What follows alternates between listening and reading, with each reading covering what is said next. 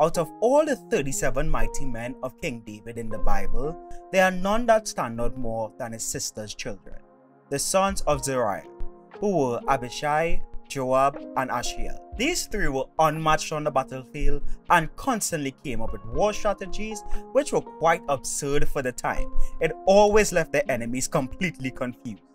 One of them even climbed up a miles-long cave water system just to ambush their enemies, all because David made a bet that whoever found their way into the city of Jebus, which was a well-fortified city on a hill at the time, will become the general of Israel's army. It is even stated that one of the brothers sprinted so fast in the battle armor that the speed he ran at was compared to that of gazelles running from predators. But even in all their achievements and feats, as well as witnessing the power of God as it was happening in their presence, which we now read about in the Bible, they were after all just men who made some really flawed decisions.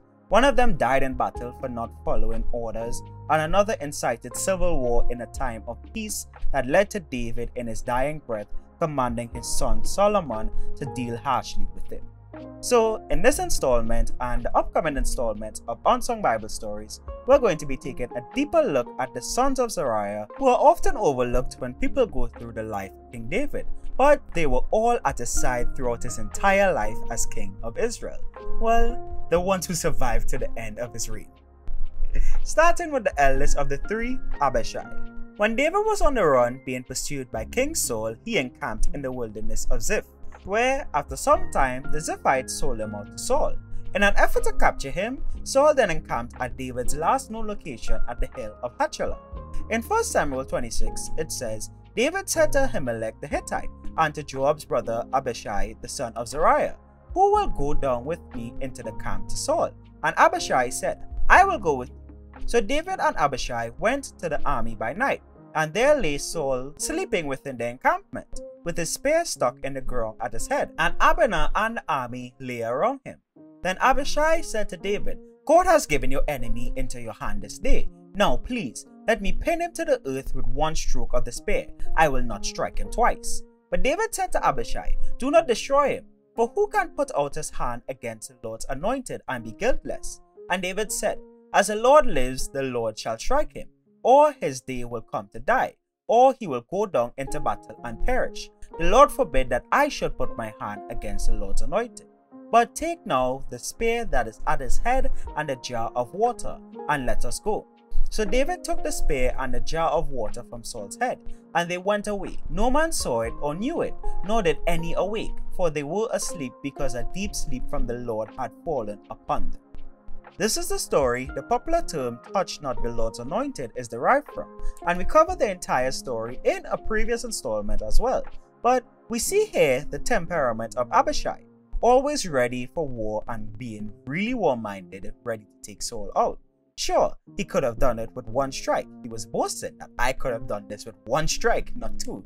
But that was not the time for it. Instead, David used the moment as an attempt to get Saul to see the error in his ways and repent. And the rest of 1 Samuel 26 does show that the fact that David spared him, as in not kill him, not hit him with the spear, had an impact on Saul. But unfortunately, not enough, as after some time, Saul still continued to pursue after David. In 1 Chronicles 18 verse 12, it says that Abishai, son of Zeruiah, struck down 18,000 Edomites in the valley of Saul, which was another one of the many ones that David had to fight.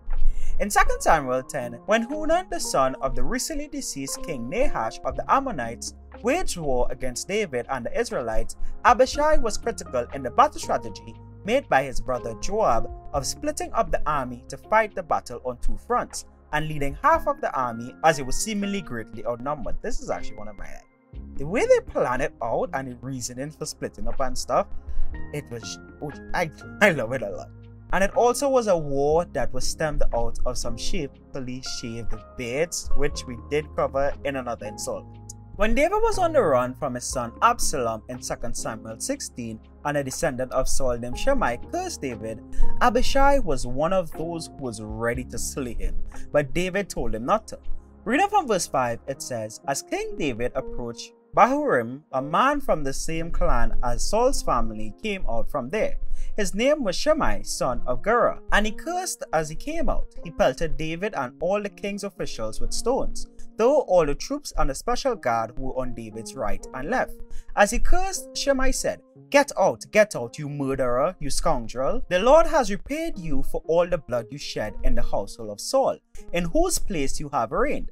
The Lord has given the kingdom into the hands of your son Absalom. You have come to ruin because you are a murderer. Then Abishai, son of Zeruiah, said to the king, why should this dead dog curse my lord the king? Let me go over and cut off his head. Abishai, I mean, I can understand being like, it's like how we have the secret service, the special service, I don't know, the people who protect the president, and they're like, supposed to like, protect the president, any like infringement or any like threat to the president. It's like, I know the policy is like instant. I don't know. I don't really know, but I know it's in that kind of context. But the king said, what does this have to do with you, you sons of Zeruiah? If he is cursing because the Lord said to him, curse David, who can ask, why do you do this? David then said to Abishai and all his officials, my son, my own flesh and blood is trying to kill me.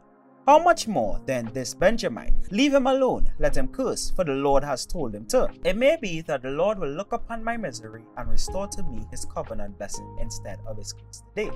So David and his men continued along the road while Shimei was going along the hillside opposite him, cursing as he went and throwing stones at him and showering him with dirt.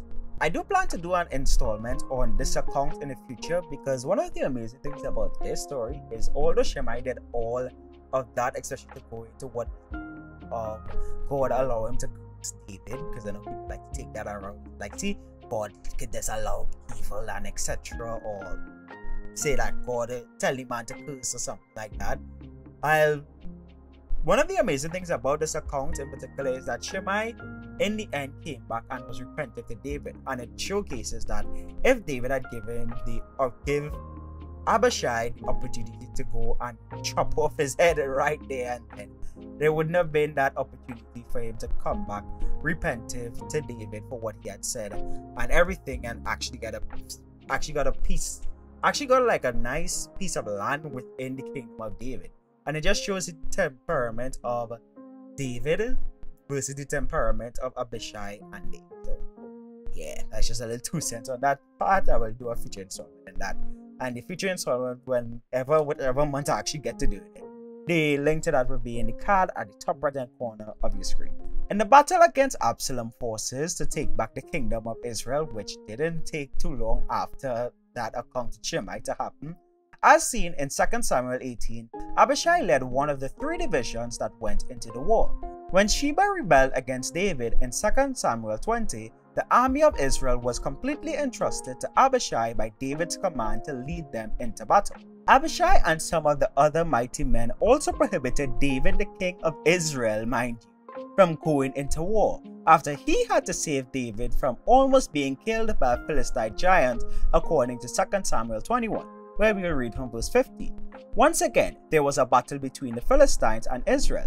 David went down with his men to fight against Philistines, and he became exhausted. One of the descendants of Rapha, whose bronze spearhead weighed 300 shekels, and who was armed with a new sword, said he would kill David.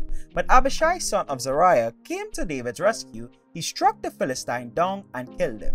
Then David's men swore to him, saying, never again will you go out with us to battle, so that the lamp of Israel will not be extinguished.